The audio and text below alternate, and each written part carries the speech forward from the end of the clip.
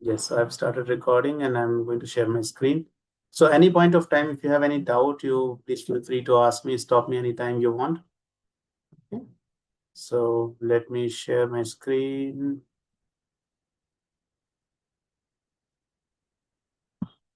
Okay.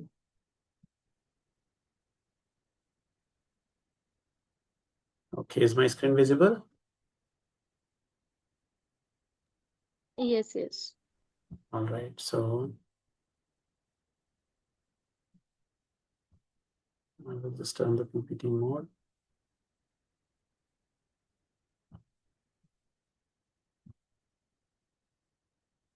Just give me a second.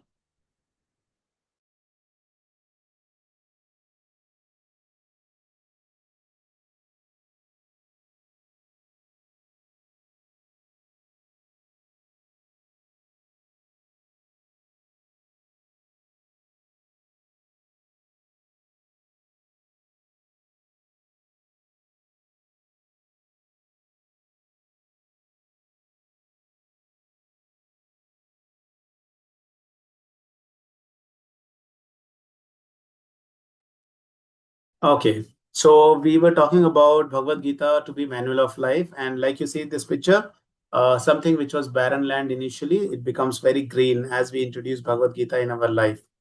Okay, so let us go to the next point.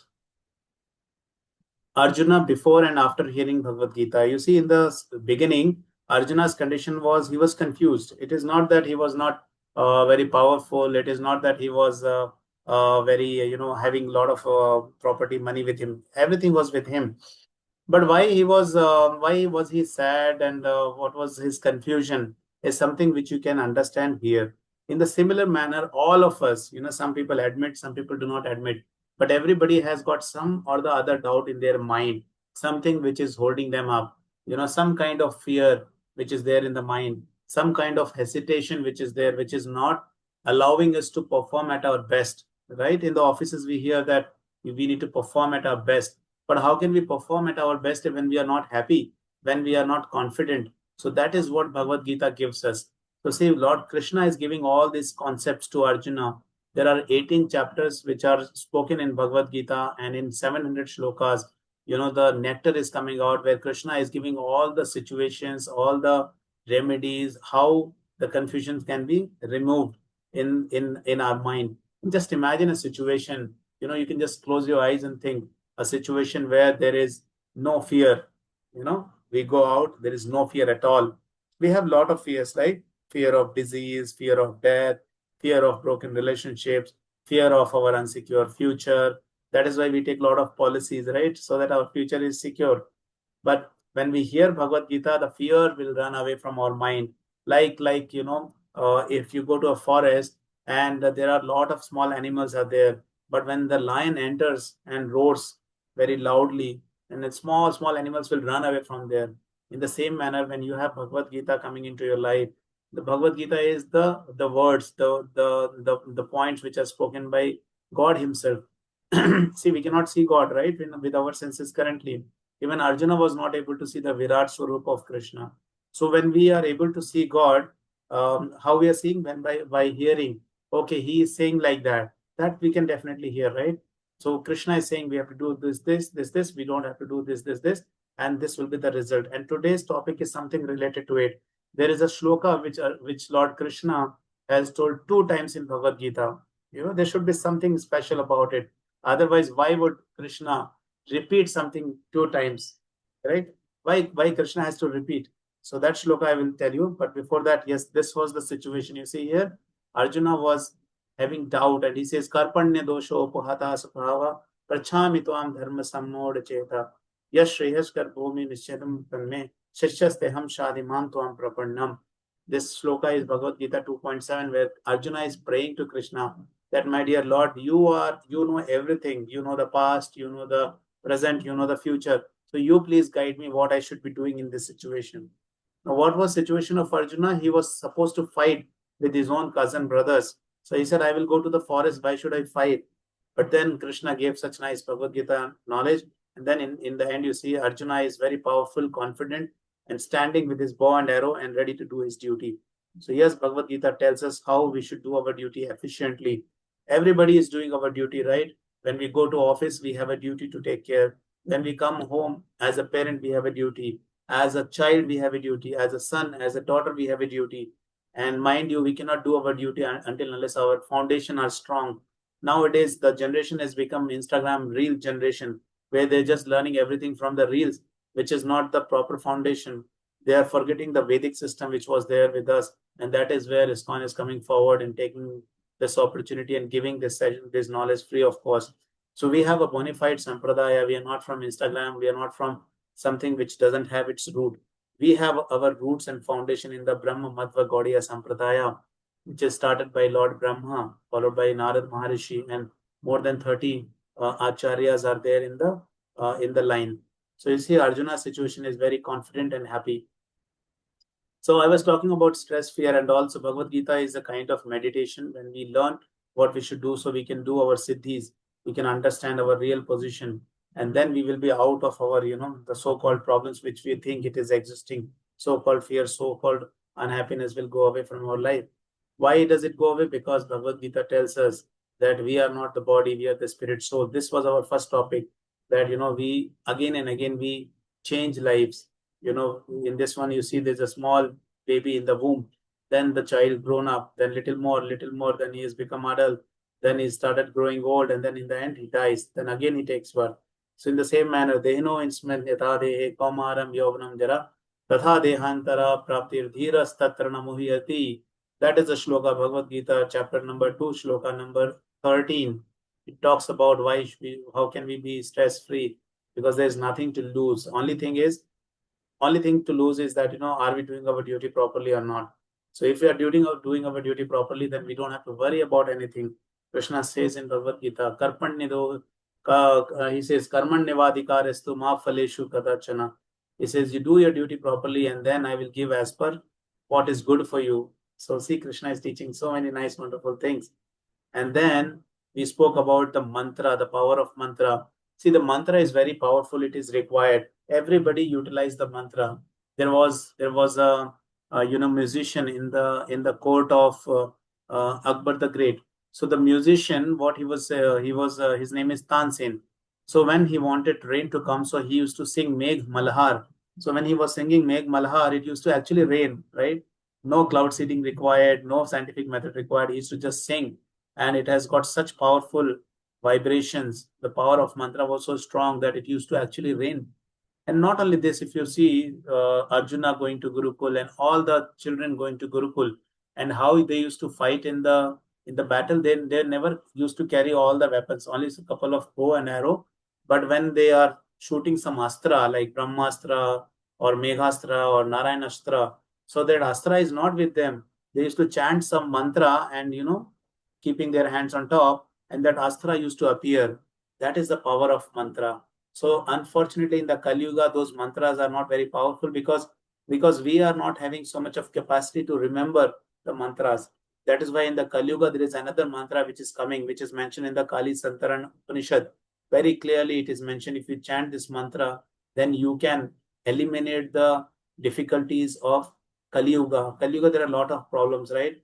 All those problems will run away if you just chant this mantra properly. The mantra is very easy and simple. It says Hare Krishna, Krishna Krishna, Hare Hare, Hare Rama, Rama Rama, Hare Hare. Very, very powerful mantra.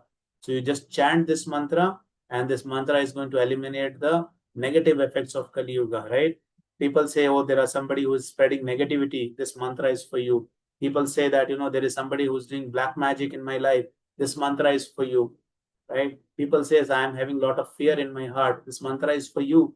People say, I want to learn Bhagavad Gita very, very quickly. Yes, this mantra is for you. So this mantra, that is why it is called Maha Mantra. Very easy. Hare Krishna, Krishna Krishna, Hare Hare, Hare Rama, Rama Rama, Hare Hare. This mantra is so powerful that about this mantra, there is mentioned everywhere. If you see in the age of Kali, it is said, Hari se bada Hari ka naam, Ram se bada Ram ka naam, Krishna se bada Krishna ka naam. So in the Brahad Nardiya Puran, it is mentioned Hare Nam, Hare Nam, Hare Nam, Eva Kevalam, Kalau Nasti Ev, Nasti Ev, Nasti Ev, Gatir Anyatha. Very nice, right? It is only the name of Hari, name of Hari, name of Hari. 3 times it says, which can eliminate the negatives of this Kali Yuga. Otherwise, there is no other remedy, no other remedy, no other remedy. People can tell, okay, you can go for this session, you can go for that session, you can pay some amount here, you can pay some money here. Nothing is going to work. Why? Because it is the mantra of this age, Maha Mantra, Hare Krishna, Hare Krishna, Krishna Krishna, Hare Hare, Hare Ram, Ram Ram, Hare Hare. So this was our first class PPT, which I showed, where it was told that how a mantra can help us to understand Bhagavad Gita. I will close this PPT, then quickly opening the next PPT. So in the next PPT, we spoke about the story of Bharat, the story of Bharat Maharaj. Who is Bharat? What happened to him? So very quickly, you see here, the Bharat was a very powerful king, and he went to the forest because he wanted to do self-realization. And then when he was in the forest doing his tapasya properly, not getting deviated, suddenly he was in a situation then that he saw the baby deer is flowing in the water and is going to die. So he safeguards this baby deer. So till here it was okay. But you see in the next slide, all his tapasya was distracted. Now he was doing tapasya. Along with that, he was also thinking about the deer all the time, every time. Where is my deer? What is he doing? Is he eating? Is he safe? Like that. So his focus got changed from self-realization to the deer consciousness, right? He protected, it was nice, but now he should have focused here, doing tapasya, but no, he was deviated. So what happened? When he was, one day his deer did not return. So he got worried. So in the night around 11:30, 12 o'clock, he was started searching. He was walking in the forest and he falls from a very high, mountain cliff and dies. So when he was dying, he thinks about the deer. And there is a shloka in Bhagavad Gita which says, Antakale chamam eva smaran bhaktva kalevaram, which says at the end of the life, Yam Yam Vapi Smaran Bhavam Tijan Tate Kalevaram, says, whatever consciousness you have in the end of your life, you are going to become that. And it is very easy to identify that this Bharat king, when he was thinking about the deer in his next life, he became the deer. But by the mercy of Lord, he was able to remember his previous life. And what happened then? Because of that, he became a deer, and he would remember his previous life, that he was a sadhu, he was a king, he was a sadhu, he was a sage, and then he died like that. So when he became a deer, he started associating with the sadhus. This time, understanding very well that if I think about a sadhu, I'll become a sadhu in the next life. Same thing happens, the deer dies and he becomes, Bharat. And this time his name was Jad Bharat, because he used to pretend as if he doesn't know anything. He didn't want to miss a chance. His focus was only to do self-realization. He was very intelligent, but he pretended to be a foolish person. So one day, what happened? He was just there, and the king was walking. King was passing by, and one of the palki sevak was unwell, so they required one more person to carry the palki, and they wanted a person who is very healthy. And this Jad Bharat, he was very very healthy, very very powerful. So the king called him and he asked him to become his palki carrier. And when Bharat was carrying the palki, he was moving right, he was moving left, like that. He was moving here and there. And when he was moving here and there, so immediately the king became very angry. Hare, what are you doing, you foolish person? You are carrying the king, and is this the way you should carry? You are going right, you are going left, you are going here, there, you are disturbing, I'm going to give you death punishment. Then the king Bharat, he explains the knowledge. He explains the knowledge to this, the knowledge of Gita, the knowledge of spiritual science to the king, and then king immediately surrenders him. This shloka which says, Yam Yam Vapi Smaran Bhavam Tejit Tente Kalevaram Tam Tam Eveti Konteya Sada Tat Bhava Bhavita. Bhagavad Gita, chapter number 8, shloka number 6. It talks about whatever state of being one remembers when he quits his body, O son of Kunti, that state he will attain without fail. So he tells that this is what happened to him. And then the king understands, this is a very nice knowledge this person is telling, correct? So when the king understands this, then the king surrenders him, and Jad Bharat becomes the guru of this king. Because in the previous time, every powerful king had a guru, right? Do you know who was the guru of Chandragupta Maurya? Who was the guru? Who was the guru of Lord Sri Ram? Who was the guru of Lord Krishna? Right? Very interesting points to know, right? So the guru of Lord Krishna was Sandipni Mani. The guru of Lord Sri Ram, there were two gurus. One is Vashishta Muni and the other one is Vishwamitra. And the third one, I said the guru of Chandragupta Maurya, I think it was Chanakya. We know that Chanakya Niti and we know about who is Chanakya. So Chanakya was the guru. So that is the story of Bharat. And then again, we stressed on this point. If we chant the mantra, then we are able to hear. The essence is this chanting the mantra. When you chant the mantra, then everything will fall in place. Like the previous days, sadhus, when they used to go to forest, they used to chant mantras, and then they used to, invite Agni Dev. Agni Dev used to come. They never used to use that, matchbox and then light and then do the yagna. No, they used to chant a mantra. Immediately, Agni used to come.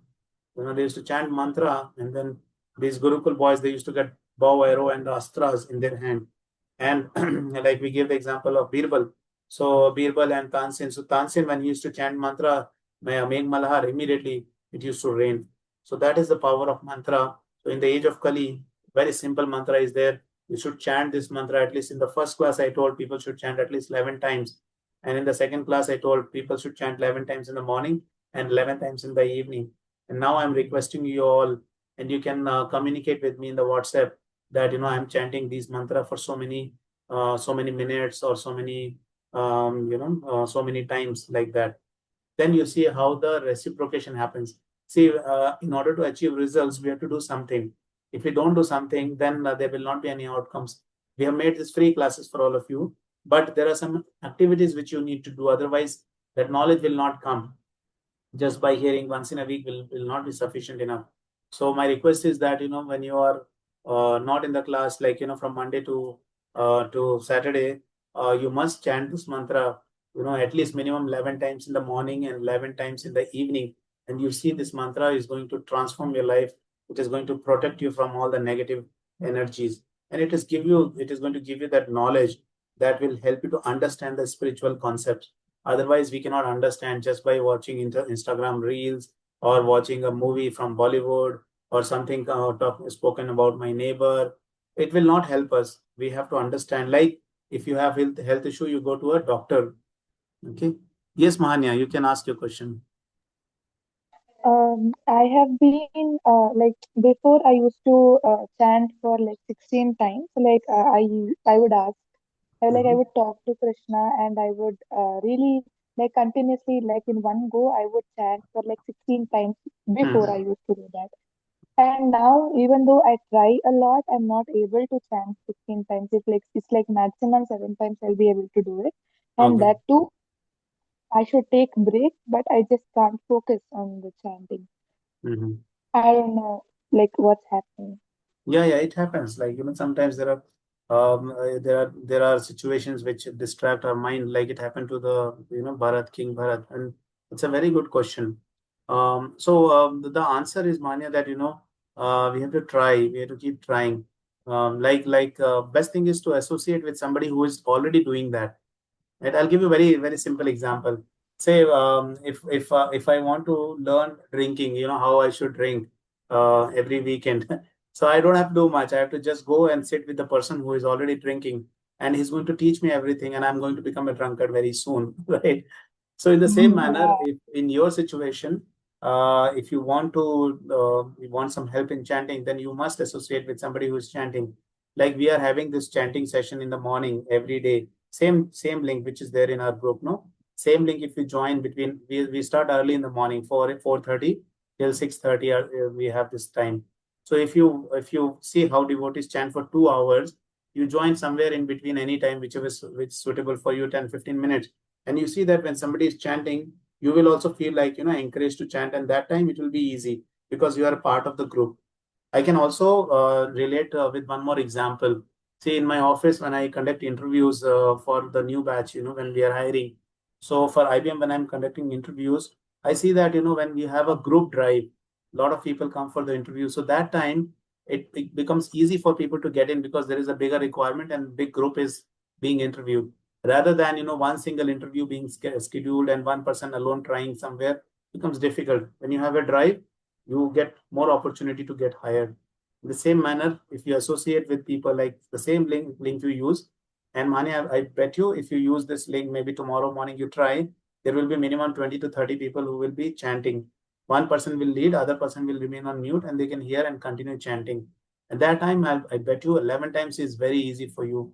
You can just do it like this. You just try this and ping me on WhatsApp, to share how it went for you. Okay, but yes, it is a very good question, Manya. Thank you, Okay, Prabhuji. Hare Krishna. sure, Hare Krishna. So yes, this was the second class where we again stressed a lot of importance on chanting. And now I'm going to share that shloka which is repeated 2 times. I'm closing this PPT also, going straight forward to the shloka. You see here, Bhagavad Gita, chapter number 9. You know what Krishna is saying? He says, Man mana bhava mad bhakto madhyaji mam namaskuru mam evashya yuktaevam atmana mat parayanaha.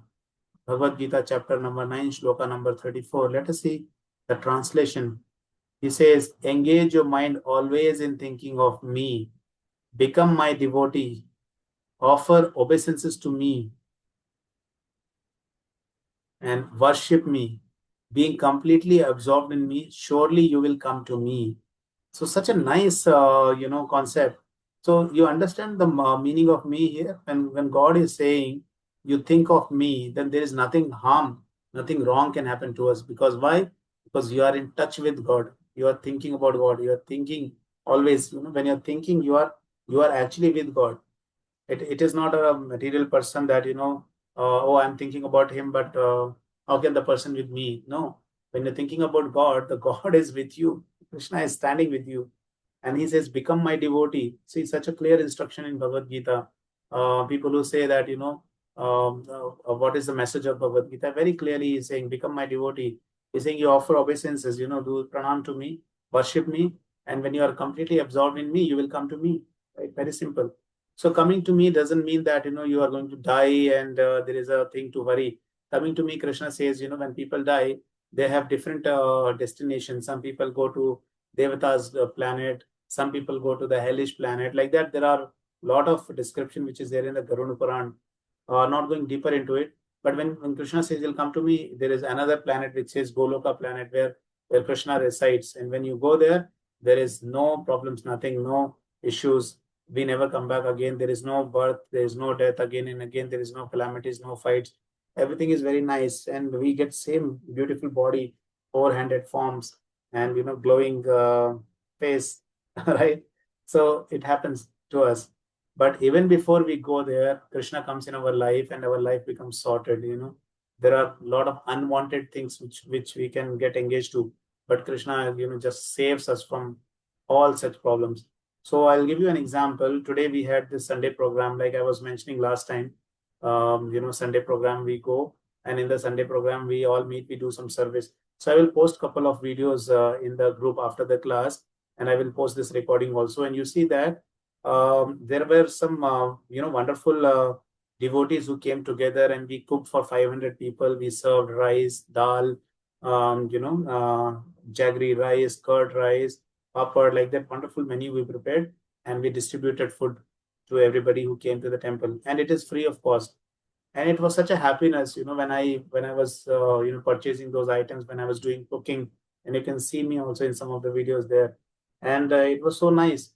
And then when we served, it was very nice, and we all gathered, we sat together, we discussed a couple of points, and we planned some trips. We are going to Vrindavan after 2 weeks, so we were discussing and planning that it is so nice that we are going to go there. Yamuna is there, Govardhan is there, and there are a lot of temples are there. We are going to see a spiritual destination of Lord Krishna, so many things. So the mind was fully relaxed, completely out of the stress.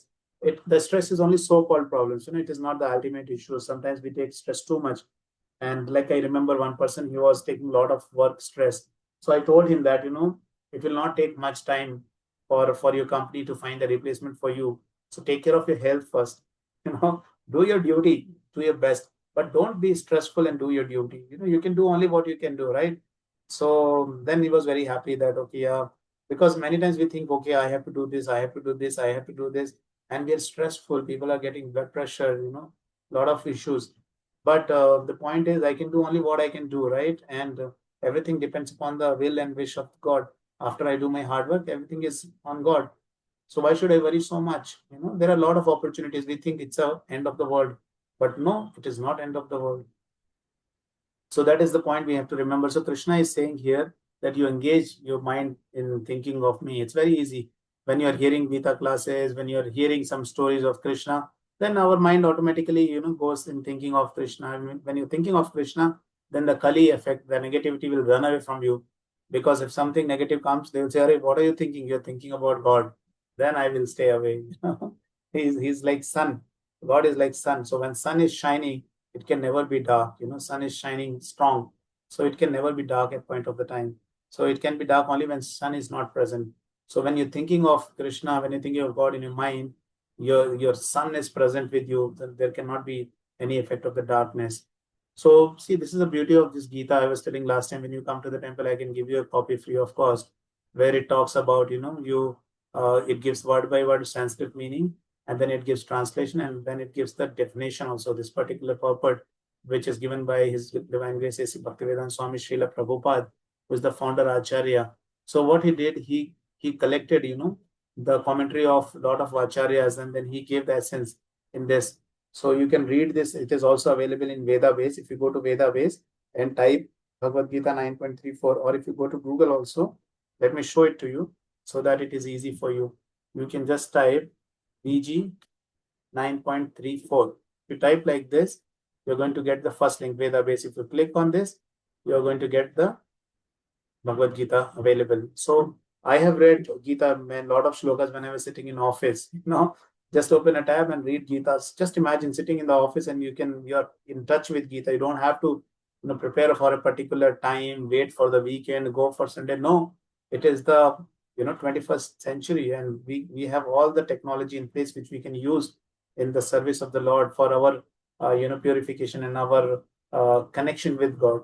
So this very, very simple. Aram, so you can just open and you can read through it. You can read entire Gita. And when you meet me, I can give you a free copy of Gita also. So you have that personal touch and feel that, when you hold Gita in your hand. Okay. Let me show you another shloka which talks a similar thing. 18th. In the 18th chapter, Krishna is giving conclusion. And mind you, this is the only shloka Krishna is repeating. What does he say here? He says, Man mana bhavo mad bhakto madhyaji mam namaskuru. Same point. And in the end, he says, Mam evashyasi satyam te pratijani priyo asime. So what does he say? Always think of me, become my devotee, worship me, and offer your homage to me. Thus you will come to me without fail. I promise you this because you are my dear friend.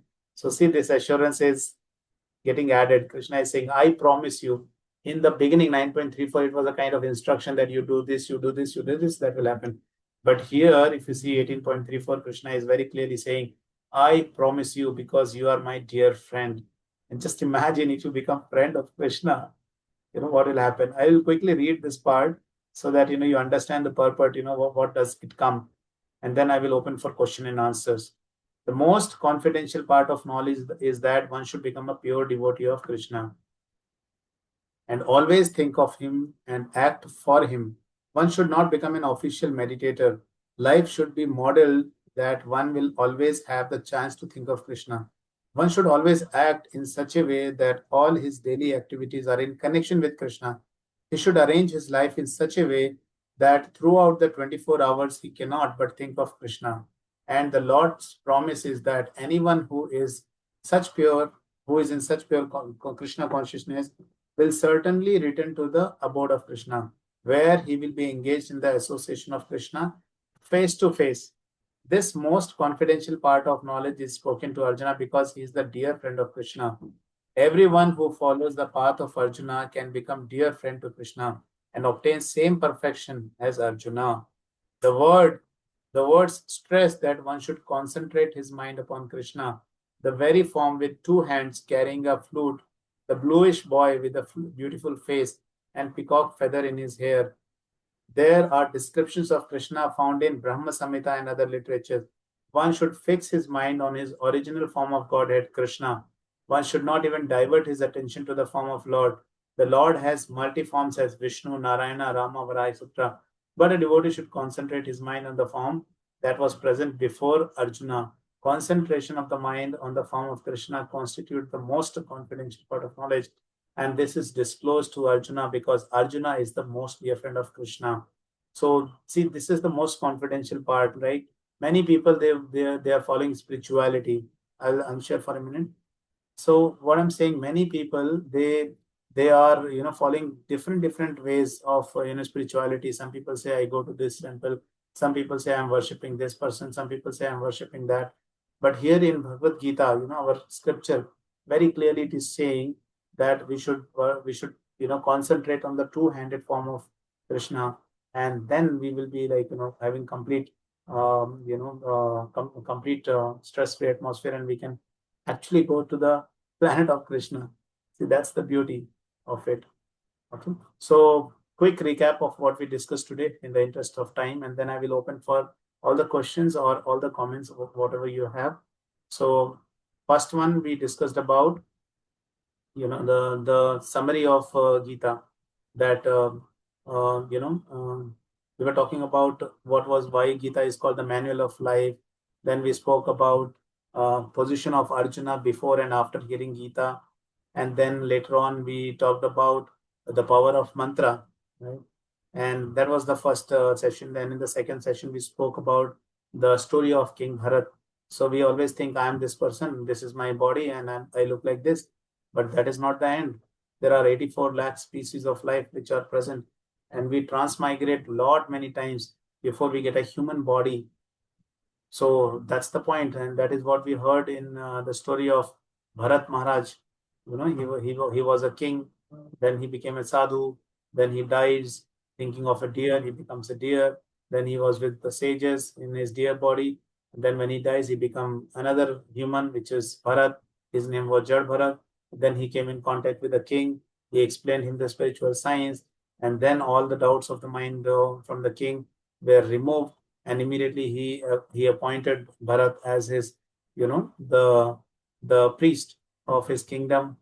And that is how we understand that we are changing bodies, like that picture shows, from the baby in the womb, then newborn baby, then little grown baby, then teenage, then adult, and then young man, then slowly middle aged, then old man, then person dies, but the person is same, right? You all can remember your situation when you were 5 year old.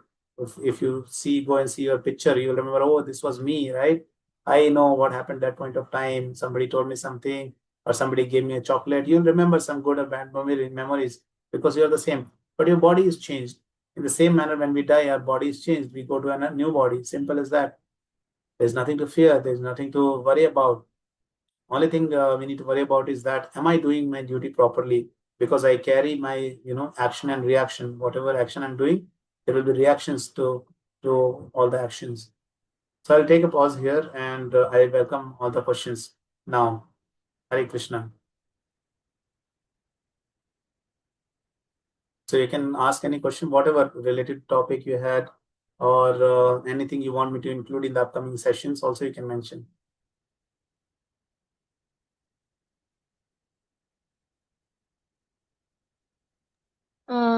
Hare Krishna Guruji, I have one question. Yes. So I would like to know about Shiva, so because I have read that Krishna worships Shiva and Shiva worships Krishna. So in Bhagavad Gita there is nowhere mention about Shiva and only about Krishna. So can you give me some brief on that? Yes. So Yes. because Yes. I'll give a brief about that. yeah, So yeah, Lord Shiva, like you rightly said, Lord Shiva worships Krishna, and Krishna worships Lord Shiva. So it yeah, is a connection of God and the devotee. Like you see, Hanumanji, when he took his form, he is the incarnation of Lord Shiva. He comes and he becomes a nice devotee of Lord Shri Ram, and he became an ideal example how we should be serving the Lord. And Lord Shri Ram, he tells in one of the place in Ramayana that the most dearest person for me is Hanuman. Why? Because Hanuman knows everything even before Ram asked, and it's a competition between the devotee and the Lord. That a devotee is always eager to serve the Lord, but Lord is always eager to serve the devotee. That's a competition. And why about Lord Shiva? It is not mentioned in Bhagavad Gita. There's no particular reason. Lord Shiva is a very powerful personality. and he's also called as Ashutosh. So when you worship Lord Shiva, he makes your path very simple. He actually takes care of even the Bhoot, Pret and Pishachas. He's such a humble personality that even the Bhoot, Pret, Pishach also he will give shelter because they cannot go anywhere. So Lord Shiva is such powerful personality, and he's the one actually who safeguarded this entire universe when during Sagar Manthan the you know after churning the ocean, the poison came out first. So he was such compassionate person that he took entire ocean of poison and he just held in his throat and he called Nilakant. And there are a lot of description mentioned about Lord Shiva when you read Srimad Bhagavatam, because Bhagavad Gita is just the the it is not the story actually, it is just the guidance, it is the instruction, what you should do, what you should not do. If you do this, this will happen. If you not do this will happen. How you can be stress free, how you can be anxiety free, how you can lead your life happily, what are the things which will make your journey very comfortable, how what are the things which you should carefully avoid. It is an instruction manual which Krishna is giving. He's summarizing everything and making it very very small, because people will not have time to read all the scriptures, Vedas, Puranas. There are 108 Upanishads, there are 18 Puranas, and so they will not have so much time. So he has given the essence of everything. And this is not the first time he spoke Bhagavad Gita when he was talking to Arjuna. Krishna has given Bhagavad Gita long back, more than 12 crore years back, to sun god Vivashman. So like that, he tells the same Gita in a concise, precise manner. But Lord Shiva, he is very dear and to Krishna, and Krishna is very dear to Lord Shiva. And there are a lot of stories which are mentioned in the Srimad Bhagavatam. If you read Srimad Bhagavatam, then you will see how wonderfully there are a lot of descriptions mentioned about Lord Shiva. And we also go to a lot of temples of Lord Shiva. I went to Kumbakonam recently. Kumbakonam is a place where a lot of temples are there. So we went to Lord Shiva temple. And when you go to Vrindavan also, there is Gopeshwar Mahadev who is protecting the entire Vrindavan. So we have darshan of Gopeshwar Mahadev and then we go to Vrindavan. So that is how that's a connection between Krishna, Lord Shiva, Lord Ram, and Lord Shiva Hanuman. That connection, and it is a very pure connection. And both of them respect each other and worship each other. And same thing, we people also learn from them that how they carry that relationship and worship each other. I hope I have answered your question, Manju. Yeah, yeah. Thank you so much. Hare Krishna, Guruji. Hare Krishna. So what you will see, Kanishka, Manju, Mahanya, and I think Shreya. I think today your friends did join, but I see a lot of inquisitiveness in all of you, at least 3 to 4 of you. So if possible, please come to temple or maybe on a Saturday. Are you placed very far from the temple? I am. The temple is in HBR layout. This ISKCON is nearby to my place, which is near Yeshwantpur. Okay, okay, okay. How about you, Kanishka? Is it the same for you also?